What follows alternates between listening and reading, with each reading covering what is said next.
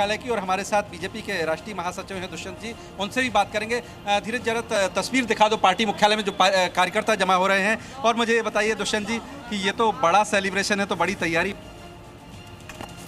सबसे बड़ा इसलिए है कि आदरणीय नरेंद्र मोदी जी के नेतृत्व में जो वेस्ट बंगाल की जनता को अत्याचार से, भ्रष्टाचार से, व्यभिचार से मुक्ति मिली है, और जो डेमोक्रेसी बढ़ाने का खत्म षड्यंत्र चल रहा था बदलने का, उससे मुक्ति मिली है।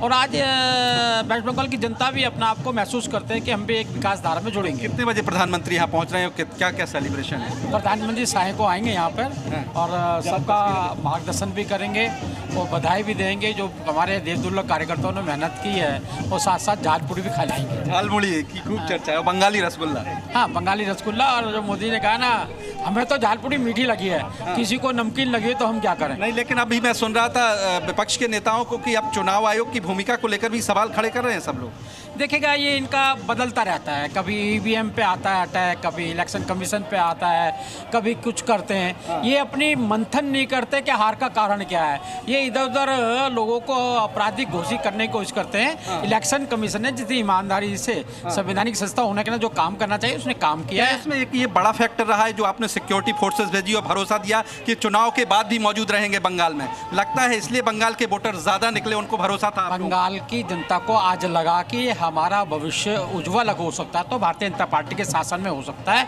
सुरक्षा मिलती है तो भारतीय जनता पार्टी के साथ में थे। जो बांग्लादेश से आके बलात्कार करते थे, भ्रष्टाचार करते, लूटने का काम करते, डेमोक्रेसी बदलने का काम करते थे, उससे वो मुक्ति चाहते थे, और उसका आश्वासन आदरणीय मोदी जी ने और अमित शाह जी ने मिलकर दिया। अब तो लोग उस तरह से जैसे पिछले चुनाव में हुआ था, हिंसा हुई थी, अब तो नहीं ऐसा कुछ होगा। आपकी पार्टी जीत रही है, भरोसा है? नहीं, ये तो बता दिया, पहले ही बता दिया कि 4 तारीख को और ममता गई और लोगों का शासन आएगा। हाँ, तो आपको लोगों को कोई दिक्कत नहीं, हिंसा का डर नहीं, लोगों से कहेंगे कि ऐसी कोई घटना नहीं होगी। राजेश जी भी लगातार स्टूडियो में है, राजीव जेटली जी भी हमारे साथ जुड़े हुए हैं। राजेश जी, लगातार जब हम जमीन पर बात कर रहे हैं, बीजेपी ने बड़ी जीत दर्ज की है, इतिहास दर्ज किया है। लीडरशिप को क्रेडिट जाना चाहिए, काडर को क्रेडिट जाना चाहिए, उनकी रणनीति को क्रेडिट जाना चाहिए। आप आरोप कुछ भी लगा सकते हैं, आप बेईमानी का लगा सकते हैं, आप संस्थाओं के कंट्रोल का लगा सकते हैं, लेकिन मेहनत जितनी बीजेपी जमीन पर करती है, मुझे नहीं लगता कि किसी को भी इसमें कोई संशय है। नहीं, मेहनत तो तृणमूल कांग्रेस ने कम नहीं की, ममता बनर्जी ने कम मेहनत नहीं की, लेकिन जो रणनीति है भारतीय जनता पार्टी की वो बहुत कारगर है। उनके पास ऐसी चाबी है कि जिसको किसी भी ताले में लग जाता है वो तो राजनीतिक ताला खुल जाता है। और वो चाबी है, एक फैक्टर है चाबी का, मैं ये नहीं जनरलाइज नहीं कर रहा हूँ, एक फैक्टर उसमें है पोलराइजेशन। और पोलराइजेशन की आज के चुनाव में नहीं कोशिश हुई है। ये आरोप तो ममता दीदी पर भी लगता है ना? बिल्कुल बिल्कुल, मुस्लिम तुष्टीकरण का आरोप ममता बनर्जी पर भी लगता है। मतलब ये ऐसा नहीं है कि बीजेपी के लिए कहें तो ये तो मतलब बराबर की लड़ाई थी ना इस समय ध्रुवीकरण में। मैं इसको बिल्कुल इस तरह से कह रहा हूँ कि आज ममता बनर्जी पश्चिम बंगाल में आज नहीं शुरू हुआ है।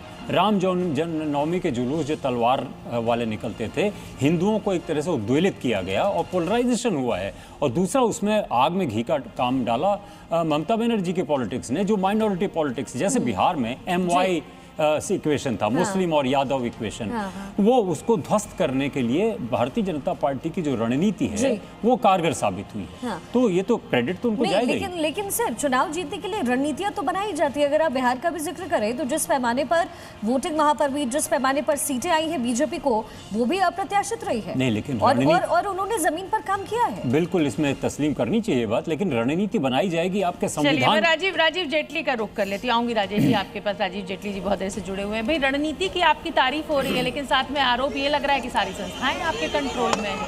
राजीव जी।